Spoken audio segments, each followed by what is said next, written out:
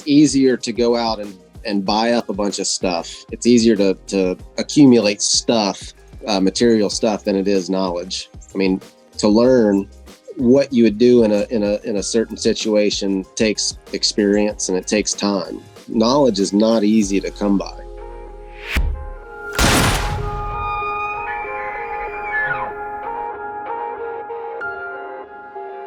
All right, what is up, everybody? Jim to my right, and across from us virtually, Mr. Clay Hayes, once again, repeat guest on the podcast. Clay, the last podcast we did was right after you had won the Alone Oh, yeah, that's right. TV series, the whole kit and caboodle, the whole shebang. If you've ever watched that show, people out there in the audience, you probably enjoyed it. If you haven't, you should watch it, and you should watch the season that Clay was on. It's very exciting. And you should listen to the podcast that we did, because it was a great behind-the-scenes look. In fact, we had a comment, Jim. They said that was the best interview with the winner of Alone that they'd ever heard. They were like a super fan of the show, and they said that. It was very complimenting. The show's still going, right? Because I saw something new that came out where it's a similar concept to Alone. It even looks like it's in a similar location, but they're on teams now. It's not actually Alone. It almost seemed like they took old Survivor and then combined it with... Clay, are we going to see you on that, or you can't talk about that yet? I have no idea what you're talking about. They did a season of Alone that worked on teams, but that was season 4 maybe, and that was maybe Vancouver Island. Okay, but I haven't seen anything from that same producer. Now they did a spinoff called Frozen, which was basically Alone, except for they dropped them off. See, when they dropped us off, I think it was September 18th. They didn't drop these guys off until late October. So they're have no time to prepare before winter gets there. That's pretty wild. Yeah, and that's rough. Man, it's rough when even Clay says that'd be rough. Right. Yeah, I don't know what this new thing is, but like I said, there's somebody's I think I saw the team. They're starting their own little civilization or something. I don't know. It's like you said, there's some Survivor mixed in. It's a little bizarre.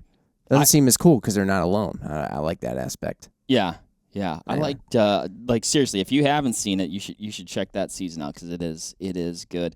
And some of the stuff, Clay, that you did in the show, or that you do in your general life with primitive skills, primitive survival skills, plays into the conversation that we're going to have today. We've been talking about prepping here around the office a little bit. We did a little podcast the other day where we just really spun our wheels and went in circles. Yeah, it was a conversation we just have around the office. We just happen to be wearing the headsets. Right. And then, that kind of sparked. We're like, well, we should talk to Clay, because if there's anybody that we know that's good at surviving, it's you, Clay. So what is that something? Is prepping something that you think about for end of times? Everything's really just gone down the tube. End of times, natural disaster. Who knows what? Remember we were talking about the natural disaster is kind of an odd one, because it's sort of it is, but you still have to be able to survive. You have to be able to survive, but then there's still a society that could be restored, potentially after that. Depending, like we said, depending on the scale. Right. And not to make light of a natural disaster, but we're talking. Anyway. This is part of the conversation we had, Clay. Sorry, you're getting We're gonna get accused of fighting again, Jim. That and also we'll get accused of saying the natural disasters aren't that big of a deal or something, which isn't true. I think about it some, but I don't spend a lot of my time thinking about if stuff really goes sideways. But I think you look at, we've had some events that have happened over the last decade or so that give you a pretty good idea of the way things would go, if the grid went down. And really that's, the little bit of thinking that I have done about it, that's all it would take. If the internet stopped, if the power went, whatever, Ooh. You give people 3 days and it's going to get wild. People are going to turn on one another. I mean, look at what happened after Hurricane Katrina in New Orleans. I mean, a couple days without services and people, I mean, it gets pretty primal. Yeah. And, you know, when some of the services slowed down and stopped when COVID really hit, I mean, people were buying up everything. There was no food on the grocery store shelves. And that's, you know, my wife, Liz, is more of a, what I think of as a prepper. She's more into that than I am, really. You know, after going to the grocery store and seeing bare shelves, which, you know, in my lifetime, certainly I've never experienced anything like that. You'd have to go back to the Great Depression, you know, our grandfathers, to be able to see anything even remotely like that. But after that, she started buying up dried goods like rice, beans. And then she went and got a freeze dryer. And then, of course, she does on her YouTube channel, she does all of the canning and preserving and stuff. But she's been doing that for, you know, 20 years, growing a garden, canning things. I'm going to can a bunch of deer meat and canned fish and vegetables and all of that stuff. So we've got a pretty good pantry, to where if things really went sideways, you know, we could make it pretty comfortably for over a year with just what we've got stored up if somebody didn't come and take it from us. That's part of the thing we were talking about, you know, is if you're the person who's sort of holing up, or what did you say, burrow in? I think, you know, is burrow in versus bug out. I like the alliteration. But if you're the person who burrows in, you got all this stuff, then, you know, you do potentially become a big target for people who aren't as prepared or weren't as prepared, and now they got to go out and they gotta you know, mooch forcefully off of others. Well, like Clay said, you know, I mean, it doesn't take long for people to get pretty primal, you know, and 3 days that people start getting pretty hyped up and start doing things that normally wouldn't do. Can you imagine 3 months or then a full year in? That could get pretty weird pretty quick. Yeah. What you mentioned canning, Clay, and that's actually something that I'm gonna get to a bunch of other questions here, but since we're kind of on the topic, that's something that I've never done before. I'm like, oh, I got a freezer full of meat. This is fantastic. But like you said, I've been thinking like, well, what if the grid did go down? Or, you know, heck, I've had a freezer incident in the past and you lose everything. So like, what are the advantages of canning? Like, and is it, we should probably do a podcast on canning, but, we should. Like, as far as the process, you know, I know Liz has her channel where people can kind of check it out, but like, is that a skill that you think people should have? Absolutely. I mean, like we canned this year, I think we did a whole deer and we probably canned 50 pounds of elk meat. So we've got, I don't know, we probably got 100 quarts of canned meat, and that's a load of food. But the thing with canned meat is that like that stuff will sit on the shelf for 10 years. And I mean, you know, you look at the USDA recommendation guidelines and all that stuff, and they I don't know, they tell you a bunch of stuff that's really like super, super, super conservative. But hell, people have been canning meat for, I don't know, way longer than I've been alive without any kind of guidance from USDA at all. And they've been fine. And so we'll can stuff and keep it for longer than what they would recommend. Hell, we've got green beans that we canned in 2010. We're still eating. Nice. So that stuff lasts forever. And then you can take, like what we do is we can all of the really gristly stuff, like a lot of the trimming and things, because when you put that stuff in a jar, raw, pack it into a jar, you put a lid on it, you put it in a pressure canner for 90 minutes at whatever the pressure is, 12 or 15 pounds of pressure. And all of that, the tendon and the gristle and all that stuff just kind of melts like it would if you were to braise that thing. Like if you ever done braised shanks or something like that, Mm-hmm. you know how that stuff just kind of breaks down and turns into a gravy, and it's fantastic. Same thing happens in a pressure canner when you do that. And then you can take one of those cans of meat, take it out, and you can make whatever, shredded tacos. You can throw it in the stew, and it's just as tender. You take the toughest cuts on a deer and pressure cannon, it's just comes out and it falls apart. It's awesome. Like my oldest boy will just grab a jar of canned pork and just eat it right out of the jar. No kidding, huh? Nice. Yeah, okay, it's official. I'm going to get into canning, Jim. You need to do it. Didn't you get a dehydrator recently? I've been doing that. How's that been? You've been using that? It works really, really well, actually. Yeah. I've dehydrated like some chilies, some spaghettis. There you go. Dehydrate stuff, canned stuff. Look at you. You're already a prepper. You didn't even know it. Yeah. Well, and speaking of, prepping and not even knowing it, Clay, we're talking about, that's just kind of in some ways, there's a couple different ways to look at prepping. Like we've talked about, some people are like, oh man, I'm going to get all these supplies and I'm going to have all these things, but they want to have as close to as many amenities that they do now. Right. When they're in the apocalypse. So they're prepping a lot of physical items that they rely on. Right. Versus a guy like Clay, which I think you're getting at, who is prepping recreationally prepping because that's just how you live your life. Prepping your mind and body. Prepping your mind and body, exactly. Like if something like went down, I'm not sure Clay would notice all that much. Like you'd just be like, oh, well, I guess I'll just keep doing what I've been doing, and things ought to be okay. I mean, you look at I'll going back to the alone thing. I mean, that's like a documentation proof of like basically having no resources and scratching out a living.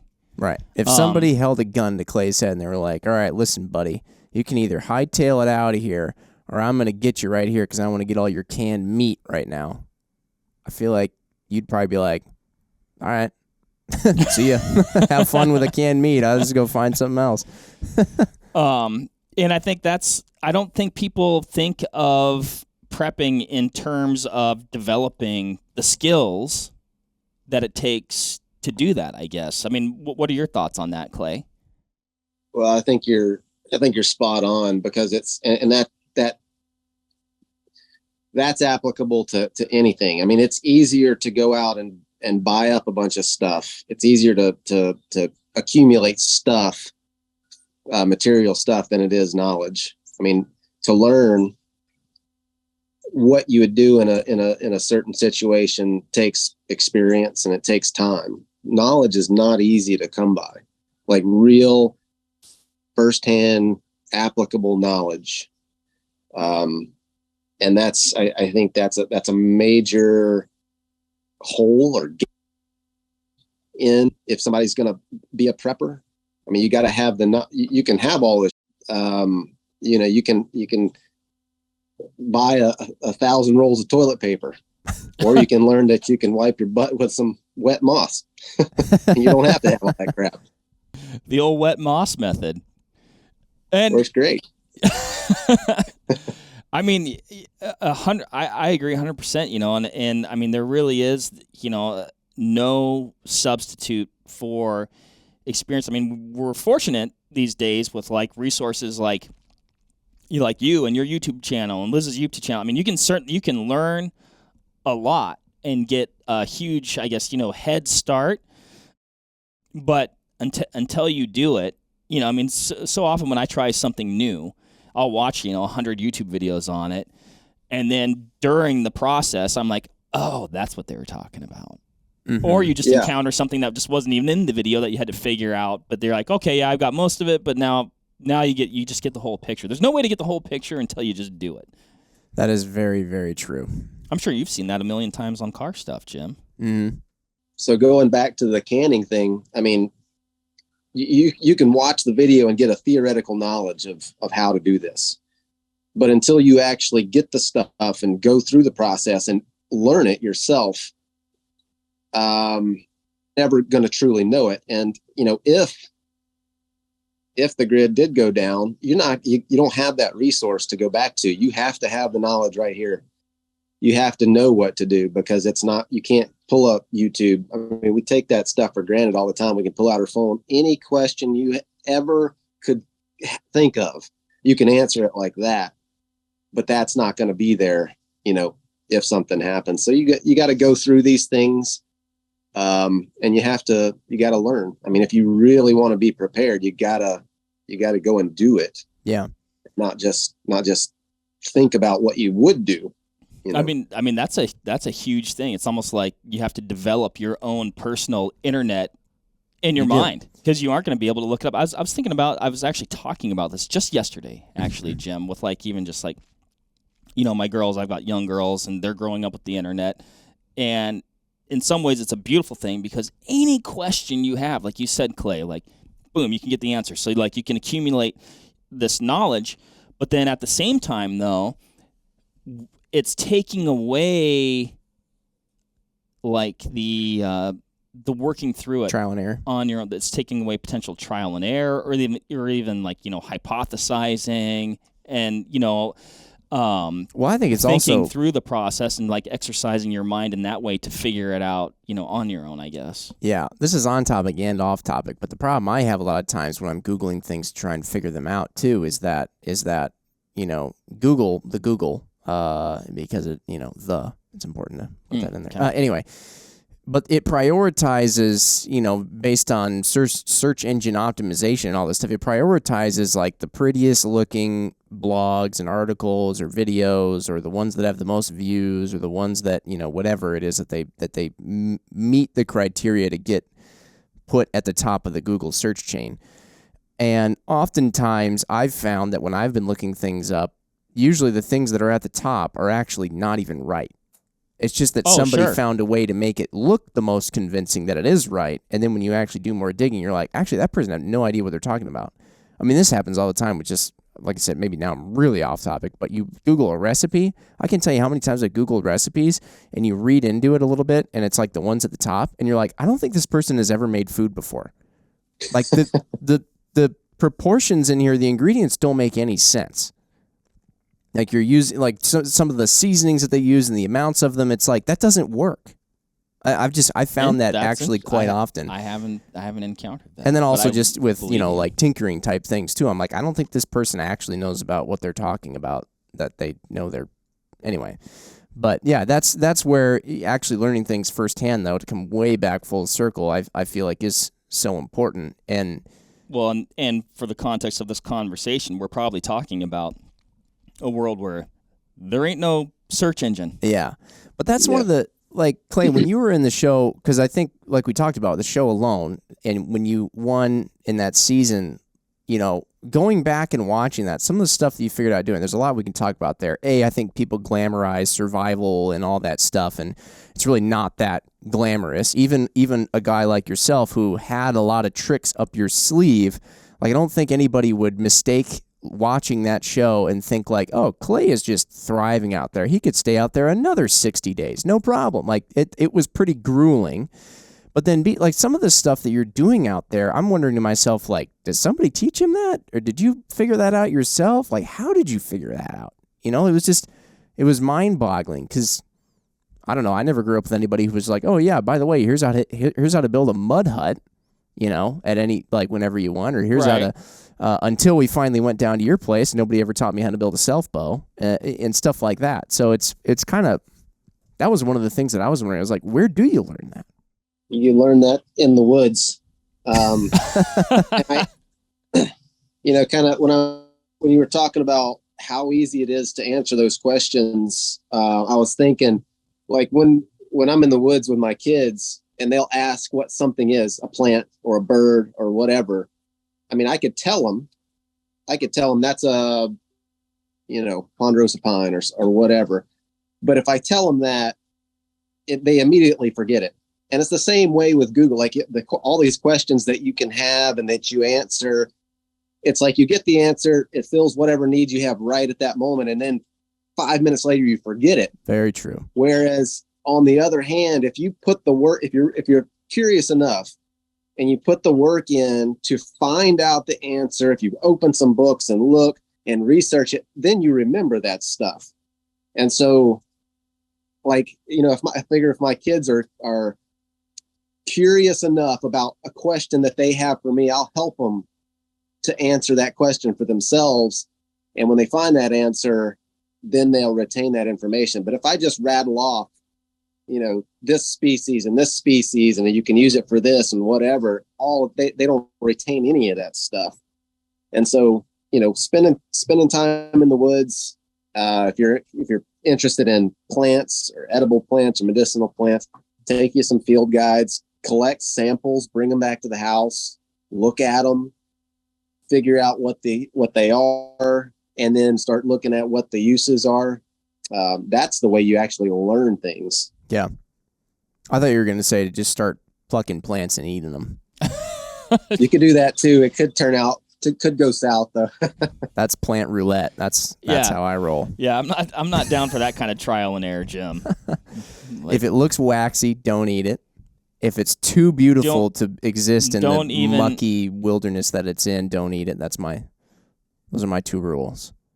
Okay, you might need to have a few more rules than that. Do you think? Yeah, but get a field guide. Maybe do that. All right. Get several.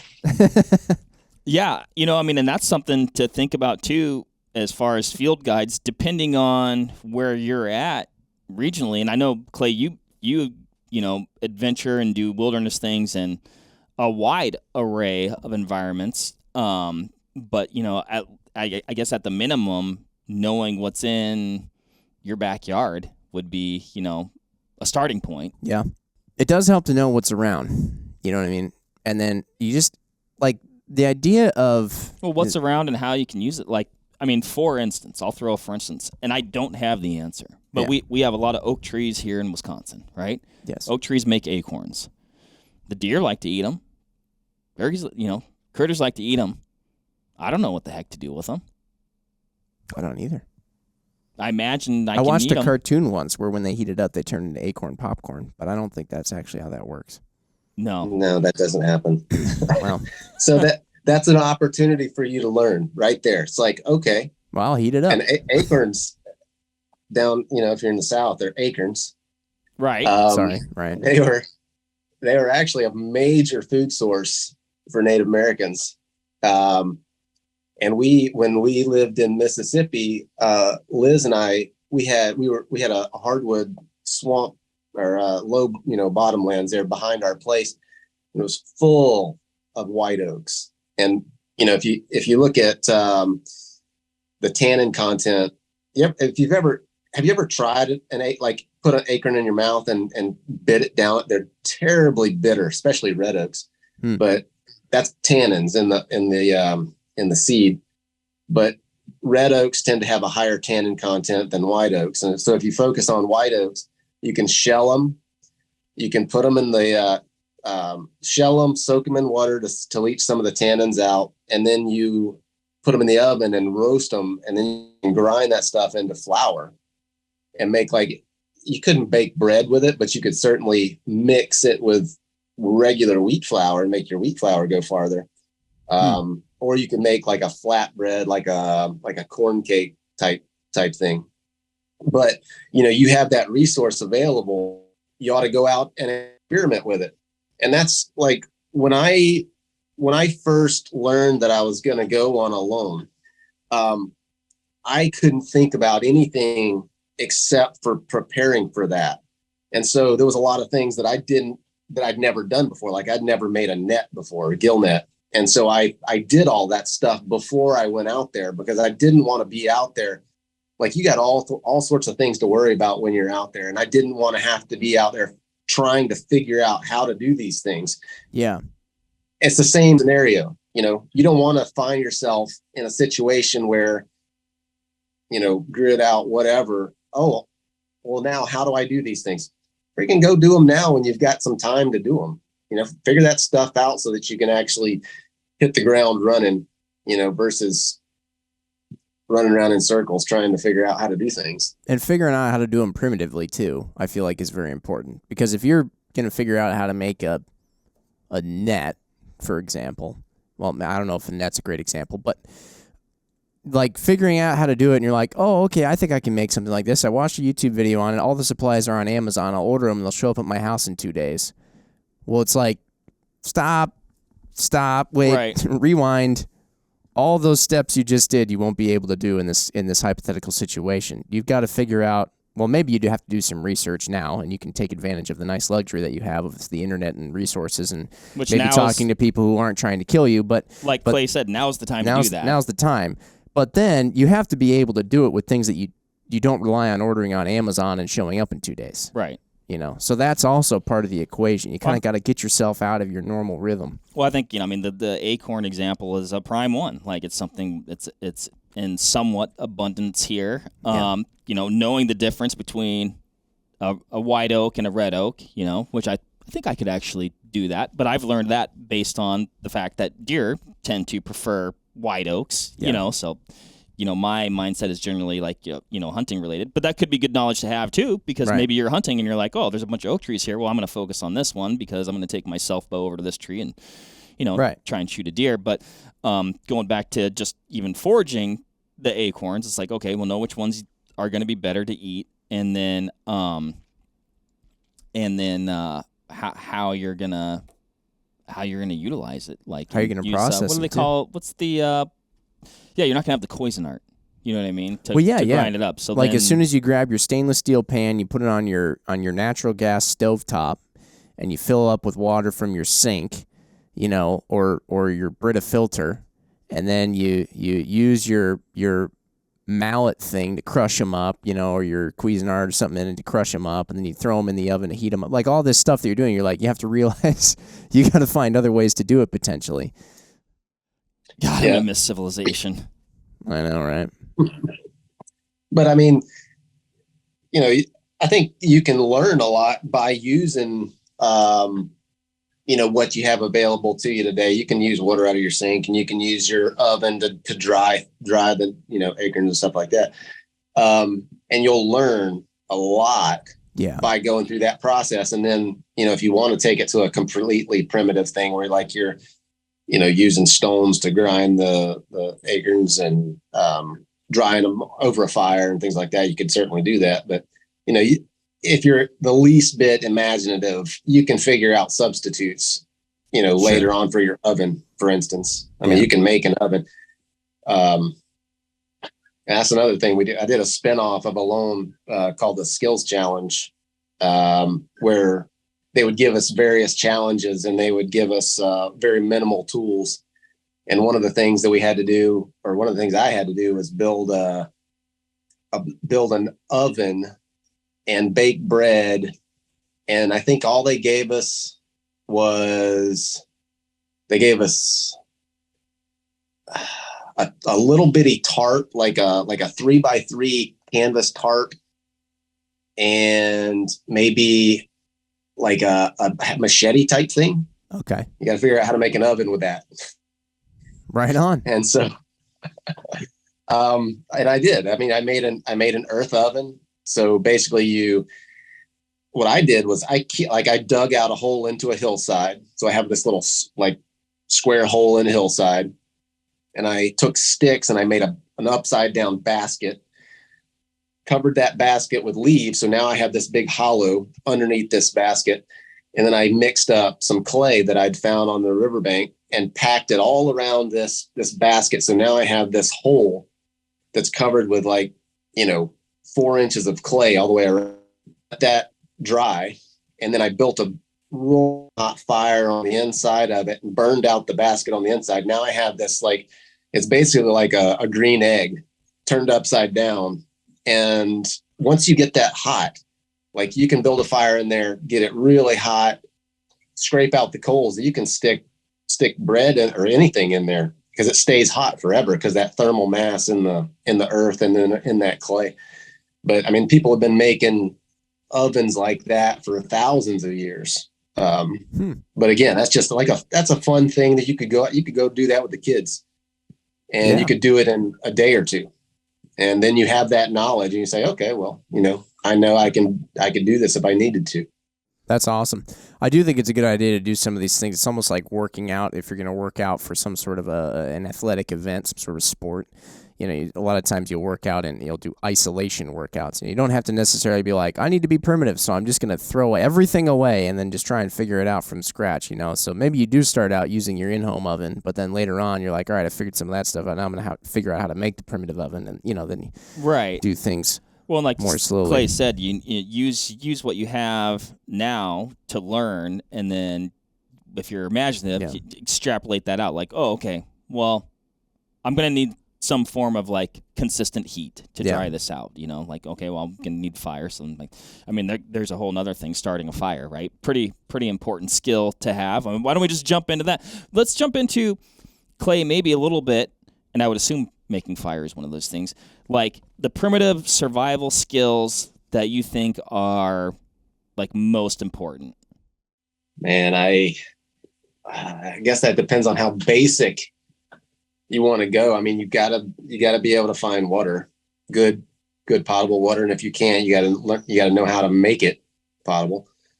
But then, like, to even do that, like, you have to know how to make, like, if you need to boil water, like, how are you going to boil water if you don't have a pot? You got to learn how to make a pot. Or even more primitive than that, you could do it with like an animal hide and hot rocks if you had to do it that way. So, the basics of survival are you got to have water, eventually you got to have something to eat. Yeah. That's like water and shelter really are the most pressing. Water being number one, depending on the conditions, of course. If you're in a blizzard and it's 30 below and 40 mile an hour winds, you got to have shelter. That's your number one priority. And so whatever situation you're in, you got to prioritize what your needs are and figure out how to meet those needs. I'd say most Americans could probably live for a long time without eating anything. It's not going to be comfortable, but you can do it. Myself, I'm probably, 7% body fat, and I could probably go a month without eating anything. Whoa. And I'd be emaciated and skinny, but I'd be alive, If you got your water and shelter. So yes. Getting it. Right. Wow. Dang. Okay. Very important. Makes sense. That's good to know. But hearing something like that is like good knowledge to have. Like, if you are in a bad scenario, knowing like, hey, this isn't going to be comfortable. It's not going to feel good. I might not feel good. I'll definitely be taking, some steps back as probably like, as far as like my, whatever. But you're not going to die. And that's like good knowledge to have. Mm-hmm.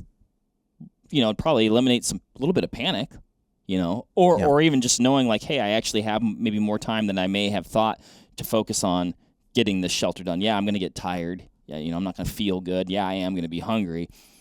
But I can also know that I can work on this, and I still have, some time to get food afterwards. Yeah. What do you think, speaking of the food thing, well, there's a lot of stuff we talked about there that's interesting. Like, anyway, but speaking of the food thing, what do you think of hunting versus foraging for food? I'm sure I'm not going to say that you're only going to choose one and not do the other, but like, pros and cons of going, and spending your energy on doing one versus the other. When you ask that question, my mind immediately goes to what are the opportunities going to be? Because you think about a land without law, and that's what it would turn into. Yeah. Our wildlife resources would be decimated in very short order. And so, if you're of the mind that, well, I've got a lot of ammunition, I'm just going to go out and go hunting and I'm going to live on deer and elk. And yeah, you can do that for a little while, but man, there's a lot of people to feed. And I mean, we've seen, back in the 20s, hell, I mean, there were no deer, there were no elk, there were no turkeys. Yeah. It would be that way again. And so you have to know how to use those acorns, because that's a resource that's going to be there. And there's tons and tons of plant resources, mushrooms, all sorts of things out there that you could live on, and get whatever meat you can. Yeah. Certainly learn how to hunt, learn how to trap, learn how to build the primitive traps, because that's going to be important. But you can't. I don't think you can be prepared much at all if you don't know how to use the plants that are around you and forage. Sure, that makes sense. I actually hadn't thought of that, even though as soon as you were saying it, I'm like, oh yeah, but I hadn't thought of that before, because everybody's always like, oh, what's your apocalypse gun? And one of the big things with the gun that somebody chooses is that it's got to be able to hunt, which isn't exactly like, it's not a bad thing to plan for. Oh, to Clay's point. But I think that I know I operated or under the assumption that it was like, oh yeah, there'd just be like deer. I can just go hunting like I could anytime. Well, and I think, which may eventually not. You think it's easy. You think oftentimes in terms of like our primary game species, right? Deer, elk, whatever, grouse, turkeys, things like that. But I mean, through the process of thinking about this a little bit more, I'm like, dude, robins? Oh yeah, that'll eat. Starlings, that'll eat. Oh, I do love robins. I'm not in terms of like an eating thing. I just like when they hop around. It means spring is here. It means spring is here, and it'd be really hard for me to just put one out, But it would also be wouldn't be that hard if I was starving. They're not the spookiest of birds either, so they'd probably be some of the first to go. Yeah, and they look pretty plump to me. I've not eaten one, and I've always refrained, even as a youth, from shooting them, because you can't, number one. It's generally illegal. But I'd be lying if I said that, a few Tweety birds didn't fall to the old Daisy 880. But the robins, they're always so trusting. They just... Yeah, they're almost like a pet. Yeah. But all bets are off in a survival situation. True. What do you think about that, Clay, as far as like, switching mindsets and food sources and utilizing things that you normally, like even in a hunting trapping scenario, like things that you would, generally go after? I mean, I would think that you broaden your approach. Oh, yeah. Yeah, I mean, I think the things like that, the small game, especially more prolific species, rabbits, squirrels, those are going to hold out. That if something did go south, those are going to be the holdouts and probably the mainstays in the long term, because the bigger species like elk are just not. I mean, they can't withstand unlimited hunting pressure. Mm-hmm. It's just that's not gonna work. Yeah. So, yeah, I mean, and those species like, possums and coons, those things are so fat. Oh man. When I was up in BC, I would have paid like $10,000 for a big old fat coon, or a beaver. Those would have been like pretty good raccoons up there, though. I always feel funny about the idea of nibbling on one of them city raccoons. You would if you had one to. Of them dumpster pandas. You would if you had to. Well, I'm ones not around saying here would I be wouldn't. great. They'd be all corn fed and fat and sassy. Yeah, like you said, I mean, coons, they seem like I haven't eaten a coon or a possum. Well, they're easy to catch. They're not hard to catch at all. And that's good to know. It is. But there again, I mean, that's like there's all sorts of information on YouTube,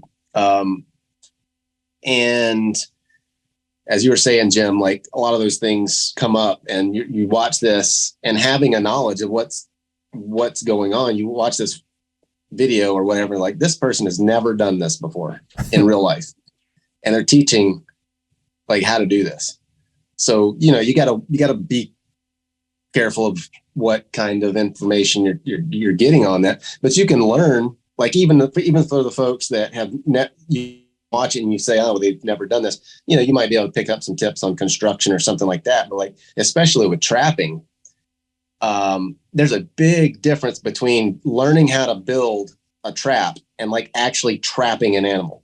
Yeah. Because animals behave, like you have to understand how, you got to understand animal behavior around traps. Because you don't just build like a deadfall, for instance. You don't just build a deadfall, put a piece of bait under it, and like expect the animal to come stand in the exact spot where it needs to stand to have this log fall on it. Like you got to understand how to guide the animal into the place that you want it to be and keep it there, as the trap springs and all that stuff. And the only way that you can learn that, I think, is to actually go out and do it. Yeah, and observe. Yeah, I mean, but like you can get a trapping license and go out and build some, if it's legal in your state, go out and build some deadfalls and catch some coons and cook them in your primitive oven, have them for dinner. Sure enough. And if you want to make it really good, like the secret to making anything taste amazing is don't eat anything for about 3 or 4 days before you eat that. And then it'll be like the thing you ever had. Go in starving. Yes. You'll be so happy to have it. I can remember the first fish I caught on that my time in British Columbia. The eyeballs were freaking amazing. It's like fish eyes. They're so good. Then you get back home, kind of in the more of a, I guess, your normal routine, and you're like, dude, I'm gonna eat fish eyes all the time. These are the best. And then you're like, what happened? These fish eyes are just not that good. Maybe they are good. Exactly. I didn't go like 3 or 4 days, but as like a middle schooler and a high schooler coming back from basketball practice, that got me through many of my mom's meatloafs. Terrible. Terrible meatloaf. I was pretty hungry. You were pretty hungry? I feel like asking about, you asked Clay kind of about some priorities in survival, and I mean, we're kind of talking about them now, but like one of the things that I think kind of gives a glimpse into what somebody's priorities are and what they're planning on having their priorities be in a survival bug out situation is what they've got in their bug out bag.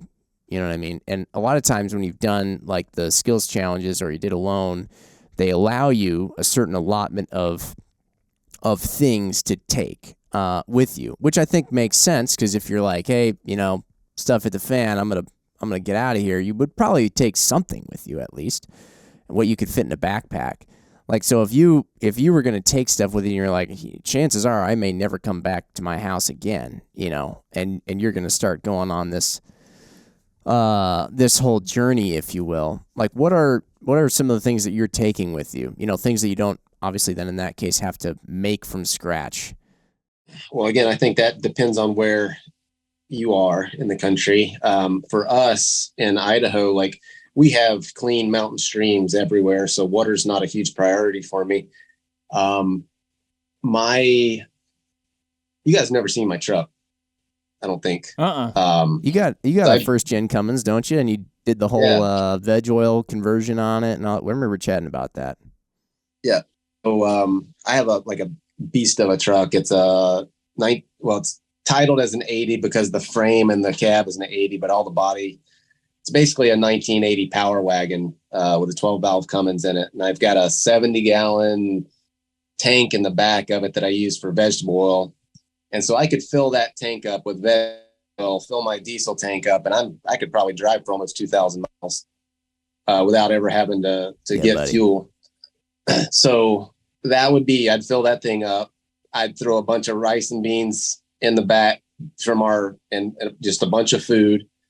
I'd make sure I have, some ways to start fires, because I can friction fire. I can go into the woods with nothing but a knife and start a fire, but I don't want to if I don't want to. It's a Bic lighter works real good. So, things like that, or a ferrocerium rod, those things will last forever. You can start a fire in basically any condition with a ferro rod. They don't run gas. All you got to do is have some sort of metal to shave that thing off, and back of a knife blade or a saw blade or something like that, and you start a fire. Sleeping bags, I'd probably throw in a tarp, something like that, some sort of tent, shelter, axe, saw. But I think like for if you're thinking long term, you got to think like, okay, what do I have, or what do I need to take that isn't going to run out of batteries and isn't going to run out of gas? I've got a chainsaw I could take with me, but then I got to take a bunch of gas. Yeah. And 2-cycle oil. Or I can take, a big crosscut saw. A crosscut saw is going to last forever, whereas your chainsaw is going to run out of gas and then it's a boat anchor. Yep. So just taking things like that into consideration. But I mean, if something like that ever happened, and I thought like, it's like, we're about to get into World War III, I would load the truck up and I would drive as far from civilization as I possibly could get.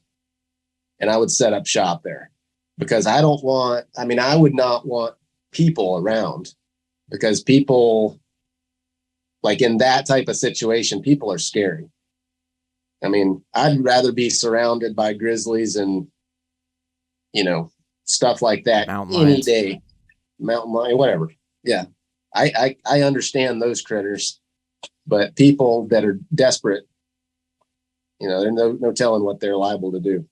Fair point. God, that's a freaky thought. It really is. I've always wondered though, like, if you're gonna, I think this is one thing we chatted about in our last conversation, Mark, you're gonna hop in your truck, let's say, and try and get out of there. Now, granted, if you're way up already starting in the wilderness somewhere, that's not too bad, because you're starting out with not as many people around you, and so therefore you may not run into as many road jams and, just kind of odd things on the road. Now, we're not in civilization, but we're also not far from it around here, yeah. I mean, so like we'd have to go through some area. We'd have to go on like major highways and stuff that I think would probably be pretty packed with people trying to get out, and do a similar thing to probably what you're talking about. Maybe not to the level, or certainly probably not to the level of preparedness they would have, but they'd be like, I just got to get out. You know what I mean? And that's one of the tough things. If you are kind of more close into civilization, you're going to be hitting. I don't imagine you're going to be able to go very far on roads.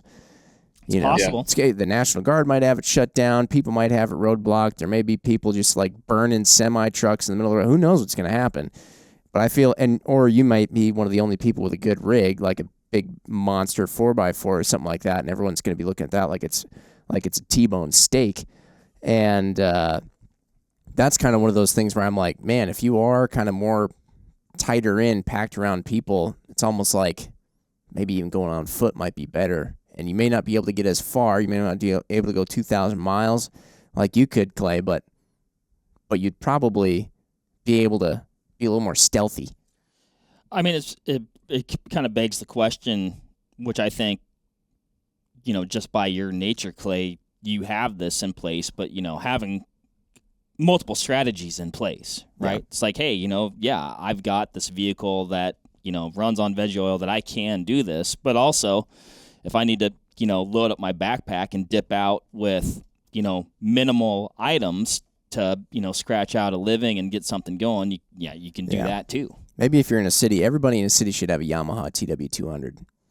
Big fat tire motorcycle. And then that way you can just weave in and out of traffic, and then you can oh, look, there's something in the road. I can just go off road, and I can log jump with this thing, and there you go. It's not a bad idea. You just sold a lot of motorcycles, Jim. That's a good bike. I don't think they've changed the design since like 1982 or something. Don't fix what ain't broke. Yeah. Don't have as the ability to run on veg oil, as far as I'm aware, though, and probably a smaller gas tank than your truck. But yeah, that thing you can drive for a long way on that, and that's like, I mean, we're just 4 hours from the Canadian border, and there's like I could take back roads everywhere. That's nice. You know, anywhere I wanted to go, I could take back roads and avoid all interstates. Because, like you said, if things go south, like you're not driving far on the interstate, because it's going to be, I mean, there's going to be burning vehicles and traffic jams, and you're just not going to get anywhere. Yeah. And so I don't know. I've thought about, like, if I'm sitting in Florida right now, and there's a lot of country between here and anywhere that I would want to go.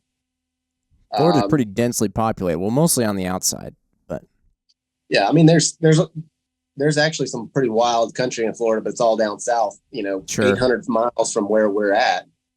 And so, you know, it might be better to take to the water, you know, jack somebody's sailboat, put a bunch of water on there and head out. Sure enough. It's not a bad idea either. Head on down to Mexico. So you need a motorcycle, a Cummins diesel that runs on veg oil, sailboat. Yeah, but preferably somebody else's boat, because everybody knows it's better to jack somebody else's boat in a time of need than to have your own boat. God, it's just like, it's so bizarre to think about. And like we were talking when we were chatting the other day, Clay, the number of variables at play or scenarios, yeah, they're infinite, right? It is infinite, but you know, you don't ever know how things are going to go. You don't know how bad things are going to be. But the one thing that you can control now is trying to develop those skills that you would need. Mm-hmm. And so that's an actionable thing that you can do right now. And you can make, like I was talking about earlier with the kids. I mean, you could, if you have a family, you could make it a fun thing. I mean, go take them out in the woods and do some of this stuff versus, I don't know what people do. That's what I do. But what do? Sit on the couch and watch TV? Sometimes. You should feel terrible by yourself, Mark. Go eat some acorns. I do like your point about what you're loading up in your rig, though, not running on gas or batteries. I think that's something people rely a lot on. I think there's a lot of things people use every day they don't even realize it runs on batteries or electricity of some sort. Oh, 100%. I don't think, yeah, because batteries are, depending on how long it goes, there's a certain point where batteries just have a shelf life too, and you won't even have used them and they'll have gone bad. Right. You know what I mean? And, you know, or all that stuff, that crap that you bring along, then you run out of batteries, and then it's just wasting space and wasting your time, and then you grew reliant upon it, and then it's gone, and then you freak out, and you got to keep your psyche all good, you know. So if you're relying on something and you start to get normalized to that, and then it goes away, and then all of a sudden now you're probably a little hungry, a little thirsty, a little stinky, all that stuff, a little uncomfortable. Then things that you were relying on go away. Now you're going to have a big, like, I don't know, you're going to have to get acclimated once again to your new situation. That's, how do you, well, like a how to answer maybe isn't even like that sensical for this question, but you did alone in British Columbia. You were there for a long time. And even in that case, if you really think about it, like you were on a TV show, and they don't want the people on the TV show to die. So you kind of had like an in case of emergency break glass situation, which obviously all the people that you competed against eventually did succumb to. So you even had a backup, so to speak. But like keeping yourself mentally sane that's almost even the toughest thing of all. Like even just figuring out skills is one, but actually keeping yourself from just losing it. Well, I think that, you know, if you had your family with you or you know, close friends or something like that, that'd be a help there. But Yeah. I mean, if you're being alone, it's definitely tougher. Yeah. You think if your family was there during that show, you'd have been like, yeah, dude, I'll just stay here. Whatever. It would have been a lot easier. I mean, given if I had that show's as real as it's like more real than any television show out there, but as far as like comparing that to a real life survival situation, it's similar, but not the same because we had wildlife regulations that we had to adhere to. And so, if I had been out there and it had been like, there'd been no regs, and I mean, I could have had the family there and we could have ate good because I'd have killed a grizzly bear like in a week, and then we would have ate that. And then things would have been easy, or not easy, but it's always like something like that, like scratching out a living from the land is hard work, and it's constant work. But it would have been much easier emotionally, mentally, and physically, I think, even having to feed 4 people versus 1, because Liz, my wife, she's a hard worker. She would have been out foraging. The boys could have been fishing. I could have been out hunting, building shelters, whatever. And that's the way people have always lived. I mean, for tens of thousands of years, we're not made to live alone. We're made to live in small communities like that, small little, groups of 8 to maybe 15 people. And it's a coordination, and team effort type thing, the division of labor type thing. And so, if you've got your family there, as long as they have some knowledge of what's going on and how to do things, that's definitely going to make it a lot easier. Well, and like you said, you're kind of in some ways able, at least the way I'm thinking about it, to hedge your bets a little bit. Like you could be out hunting because you're a great hunter, right? But you're not necessarily worried about keeping the fire going because another person is doing that. Liz is out foraging, so if you don't come back with this just amazing windfall of meat, well, you've got mushrooms and berries and other things that somebody else was able to get everybody through the next couple days, and then you go hunt again, potentially come home with a deer or something else. I mean, that's the thing on that alone. I'm just like, I mean, you are responsible for everything, and your backup plan is you and what you did, and that's it. So I do think having a key core of people, likely your family around you, people who you can trust. Yeah. Very critical and a huge asset. Yeah. You got to get them up to speed a little bit on what's going on too, Yeah. So to Clay's point, make it a family thing. As long as they're not too high maintenance. This is about as low maintenance as a woman can get, I think. That's just good advice, not even if it's the apocalypse, not even in terms of prepping for a giant societal collapse. That's just good advice for find someone in your life who's not mega high maintenance. Yeah. I think you would, well, depending on your level of preparedness like we're talking about, but like you eventually, I would think you automatically you're reduced to low maintenance. You're not going to worry if you got your nails done. At least I would assume you wouldn't be worried about that. Like you'd have bigger fish to fry. Hopefully you'd be working on getting a fish to fry. Good one, Mark. But yeah, maybe that'd be hard. Definitely a lot harder for somebody who's never,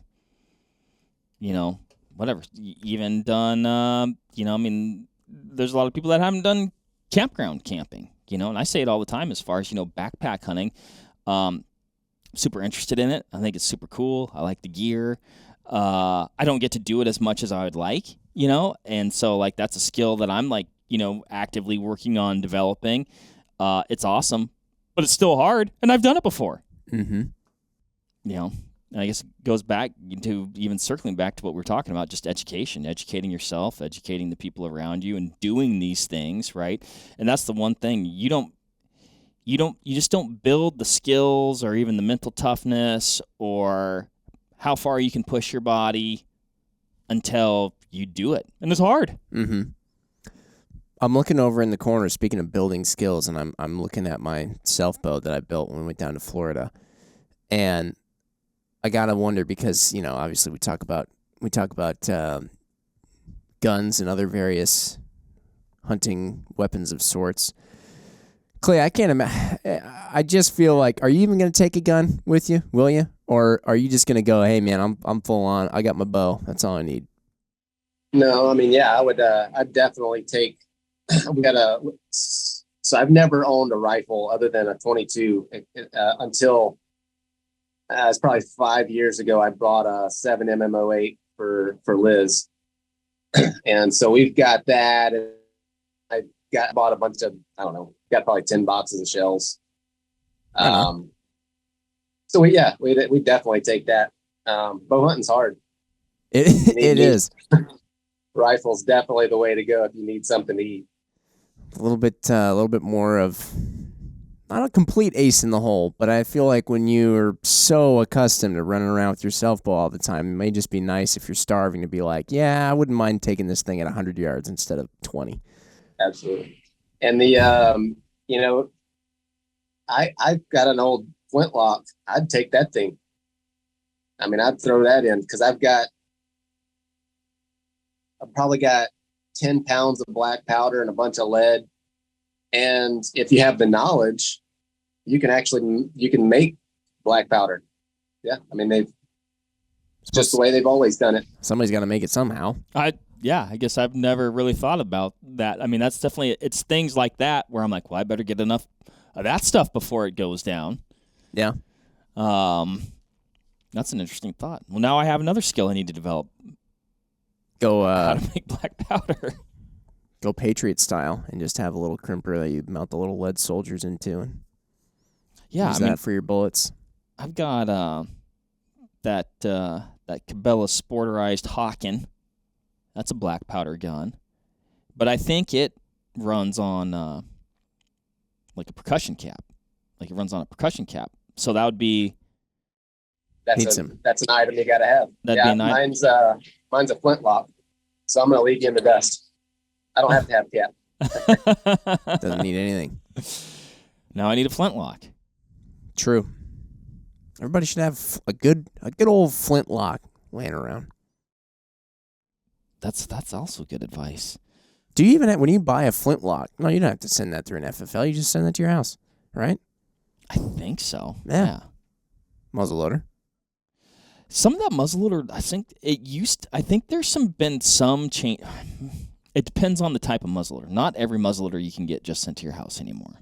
Really? It's unfortunate. Yes. Well, maybe those ones that are actually using like rifle actions because the action is a serialized part, like those long-range 1,000-yard muzzleloaders. I mean, I think like definitely Monkeys is built on a. Yeah, I think definitely those. But I was chatting range? with Blair the other day. He made it sound confusing, and I was like, "Oh." Well, to be fair, he does have to relay a lot of information that the ATF sends out. So yes, which is, it's not necessarily always Larry's fault. It's the ATF's fault. Anyway. Yeah, fishing. A lot of fish. I think about, again, that's equipment though. But, you were able to, we keep going back to Alone, but it's such a good example of surviving with minimal equipment. You didn't have a whole lot there. I mean, you made a fishing rod. But you had fishing line with you, right? Isn't that one of the things you took? Yeah, and that's like, you'd ask me what I would put in the truck or what I would take with me earlier. And I'm not good at like coming up with things right off the bat, but I could come up with a pretty comprehensive list if I had, half an hour to think about it. But fishing hooks, fishing line would be another thing. A gill net would be fantastic to have, or you can make one, but a monofilament gill net's typically going to work better than something you could make with the inner cores of paracord. But that's what I ended up doing. I took the cores out of my paracord and made a gill net while I was out there, because then I could have taken a gill net, but then that would have been another item. Sure. Or one of my items. And you only had 10. You only got to choose 10. But yeah, I mean, having the knowledge to know how to do that is invaluable. So many things. I don't know anything about fishing. I'm really bad at fishing. You'd figure it out. Hopefully. You don't have to know much about fishing if you have a gill net. Just figure out where the fish are and throw it out. I shouldn't say that. Somebody's gonna beat me up about that, because there's definitely some technique on where to set it and how to set it. But they're definitely low maintenance, passive type of things. And that's another thing to think about. It's like, you can go out and actively hunt, and you have to be present. And that's the only thing that you're doing. That's the only thing that you're accomplishing when you're at hunting. You could come back and spend absolutely nothing to show for it. And so having passive ways of gathering food is very important in a survival situation. That's where your trapping comes in. That's where your passive fishing techniques, either your fish traps or your gill nets, comes in. Yeah. And so just more things to add to your skill set. Yeah, absolutely. You put those things out, and they're working 24 hours a day while you're accomplishing other things. Especially if you're putting all the effort into hunting, and depending on your terrain. Now, I'm not saying that hunting anywhere is necessarily easy, but in certain places it can be a little bit more arduous and grueling. But yeah, if you go out and you put in all that effort and then you come back with nothing, that's going back to the psychological thing. Now you're hungry and you're demoralized because you're like, well, I just wasted all that time. Yeah. Well, and sure. No one in that point is thinking, well, hey, at least I got a good workout in. I don't think that's exactly. Burn some calories. It's not. Yeah. It's not one of those situations. No, I mean it's about the fun times we had, right, Mark? Yeah, it's about the experience. It's about the story. Not in this case.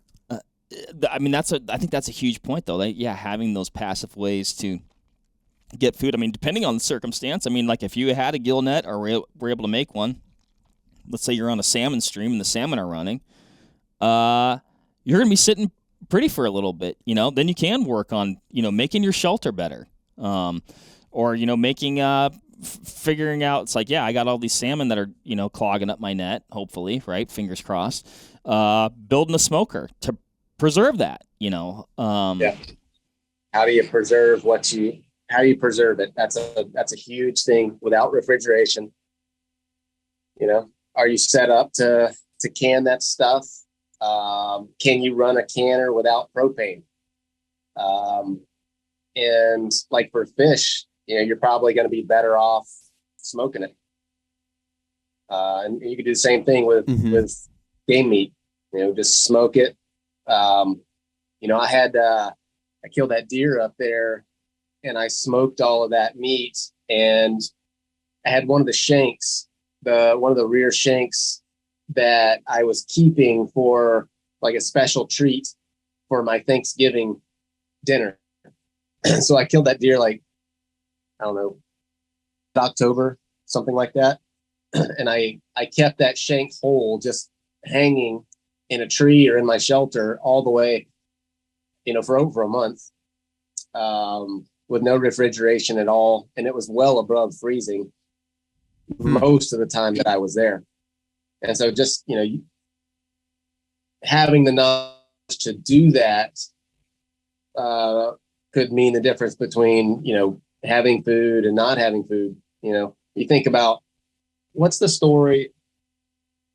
The kid that went up to Alaska and ended up dying in the bus. You know what I'm talking about? Into the Wild.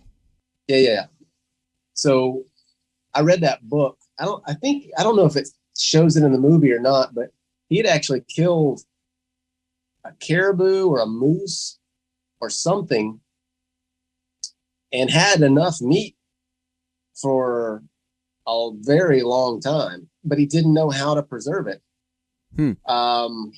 What I gathered from what I can remember, he had talked to somebody there before he went out, and they said, "Oh yeah, you got to smoke it." Well, he had never done that before, and so I think what he did was he took big hunks of meat and tried to smoke this big hunk of meat. Well, of course, it all rotted.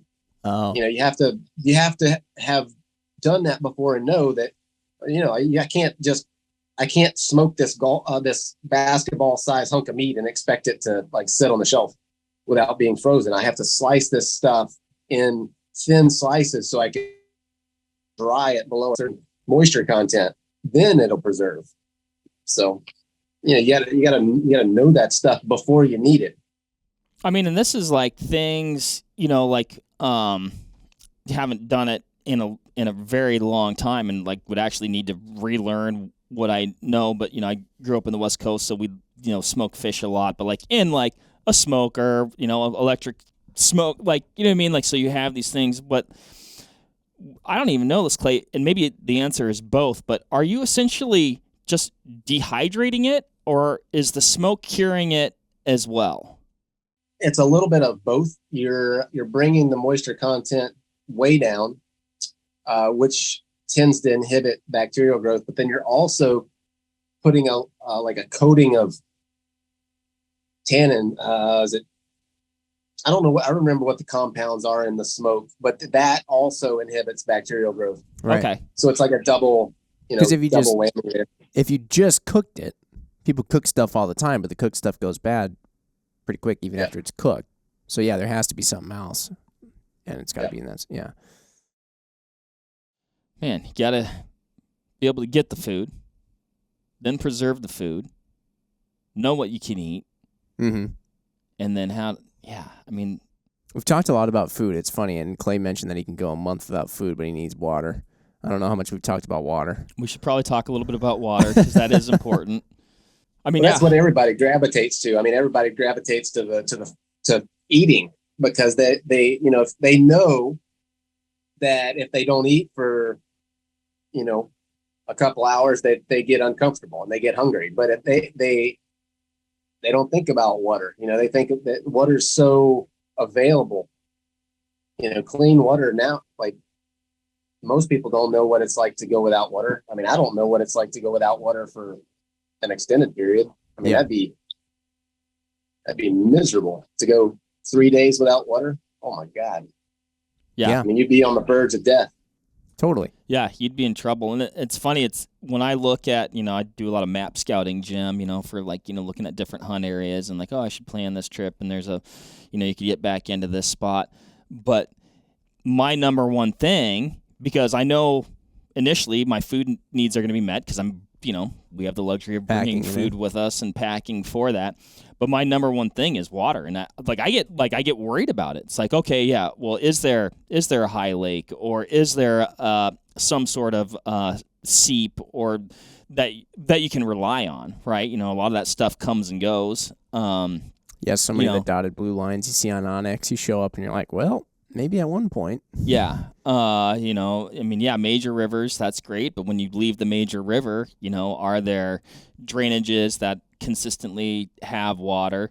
And a lot of times you don't know that until you get there. And that is probably the number one thing that I am looking for. And the number one thing that I'm worried about, is it going to be there when I get there? And is it going to be drinkable? I talked when we first got started, I'd said, we're a place up in Idaho. We have mountain streams and lakes all around. And I mean, people give me hell about it, but I drink straight out of those things. And I've had Giardia twice, and one time was I was drinking out of a stream in Florida, which when I was a kid, I used to do that all the time. Like I drank out of the creeks here all the time, but there was a very small fraction of the people.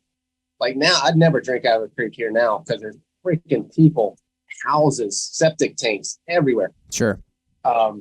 So that happened when I was, in high school, after a lot of that development had started. So, probably shouldn't have done that. And then the other time was in Idaho, and I actually had those, I don't remember the brand name of this thing, but it was one of those little filter straws, one of those little emergency filter straw things. And I had this in my pack, and that's the only method of filtration I had. And I was walking up this road, and there was a ditch on the side of this gravel road, and it was all like slimy and stuff. I was like, oh, well, I got a filter.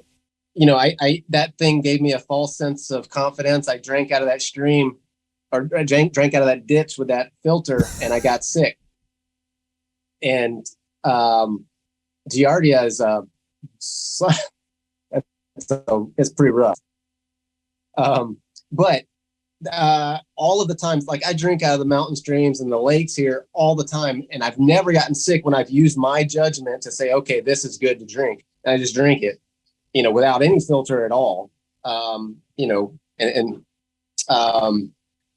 don't know what did I don't even remember how I got on this. We're just talking about finding drinkable water. Yeah, that's right. So up there, it's not a problem for me. I mean, I know how to assess the water. I feel comfortable with it. Maybe my immunity is better than some other people's because I've been doing it forever. Gotta be. Who knows? But if you're starting off down here in the South or somewhere where there's a lot of people and a lot of inputs into the water, you're not going to be able to do that. And so you got to have other ways to make that water drinkable. You got to filter, you got to boil it or whatever. But one thing, I've never tried this, never been brave enough to try it, but I heard a story. This was, I don't remember where I heard this from. It was years and years ago about a family that had gotten stranded back in some freshwater swamp. Had no way to boil water, no way to filter water. And they basically gave themselves an enema of fresh water. And because your colon is that's where you suck up a lot of your water from. So if you can get water up there, it doesn't matter how dirty it is, your body will take it up. Now, I don't know that. I'm not a medical person. I don't know. I've never tried that. Maybe somebody that's in the medical field can chime in and in the comments and see if that's a valid thing or not. But I had heard that, and I thought it was an interesting last ditch, if you have to type of thing. So, well, Jim, take it for what you will. It sounds like you guys need to check that out. We got an episode of Vortex Nation podcast Mythbusters on our hands. Gotta find these people. You're not volunteering? No. If it was going to be one of us, I'd volunteer you. You volunteer me for tribute? Yes, I do. I haven't drinking in weeks, or have I? That's. I'll say. I do think it's funny. It's like the theory. It does make. I feel like it's a valid hypothesis. I just like how Clay very calmly was like, I haven't tried this yet, and I'm thinking it was going to be like some interesting method of filtering water using like their t-shirts or something, I don't know, or like leaves and tree bark. But then he went that direction, and now I know why you haven't tried it. I haven't tried it, but is the literal, that's the, yeah. Now I had a video that came out this last summer where I dug a gypsy well or a coyote well. Filter. You're basically using the earth to filter water. Oh, okay. And so that's something you could employ even in the Northeast or the South, or, the East Coast, basically anywhere there's a lot of people. You find an area where seep or a stream where you're not where you're kind of worried about the quality of the water, worried about picking up something from there. You come off of the stream a few 4 or 5 feet and basically dig a hole below water line. And what I did was, this was springtime, so the bark was slipping on the tree. You could just peel the bark off the trees with your hands. So I went and got some bark off of the red cedar trees, and I lined this hole. I dug a hole about 2.5 feet deep, lined the hole with cedar bark, and you could use whatever, anything. And then just let that water slowly filter in through the soil and fill that hole up. And I've done, I looked into the filtering efficiency of different soil substrates. And you don't have, like, you could dig a hole within feet of a septic tank and filter, like, get good clean water out of it. You don't want to of course, dig it in the, drain field, but you could come off of a septic tank or anywhere like that and actually do a good job of filtering water. Let the earth filter it. Way to go, Earth. Very interesting. I don't know if I'm doing the septic tank one though. Yeah, I mean, I was just using that I wouldn't do it either, but I was using it as an example. I've grown up with a septic tank my whole life. I don't think that was step one. What you got first? Find yourself a septic tank. Man, this is we've chatted about a lot of different things here, and this is just my biggest thing, or one of my biggest takeaways, is I have a lot to learn. Yeah, I'm not prepared. I don't have these skills. I haven't tried this stuff. Yeah, because we've contrasted the burrow in, bug out thing. And burrowing in, it is mostly, it's a lot of buying stuff. Well, and it's peace of mind because you're like, oh, I have these things. I have this stuff. I've got this mountain of things. But, yeah, I mean, and we even said this in the last podcast, if somebody wants you got, you're got. You know what I mean? It's okay, great. You can fight off a couple people. Can you fight off, a few armored vehicles? Can you fight off a tank? Can you fight off a 5th generation fighter coming in, stealth bomber? Like there's a certain point where the 20 people who don't have anything, but they've banded together and they want your, There's a certain point where you're got. You know what I mean? So no matter how much of a mountain of stuff you're sitting on, that's that. Like in the same breath, I wouldn't say don't acquire those things because you might need them, or you might be able to take some of those things with you, or everything is so situationally dependent. So I think you just kind of have to plan for both if you're truly prepping for some unknown event, and you have to develop all the skills that Clay has, but you can get now many of them. Well, you can't get, like you said, you have to earn them. But you can get a window into a lot of these skills from his YouTube channel. Yes. What's the name of your YouTube channel, Clay? I don't know. If you got on there and look for Clay Hayes, you'd find it. That's spoken exactly like I would expect Clay Hayes to pimp his YouTube channel. What's the name of your YouTube channel? I don't know. Search it. Master at self-promotion. While Google still works, search it. Yes, exactly. There's a tip. And do these things now. Start thinking about these things now, because like Clay said, the time to be learning these skills or thinking about these things is not when you actually need them. Yeah.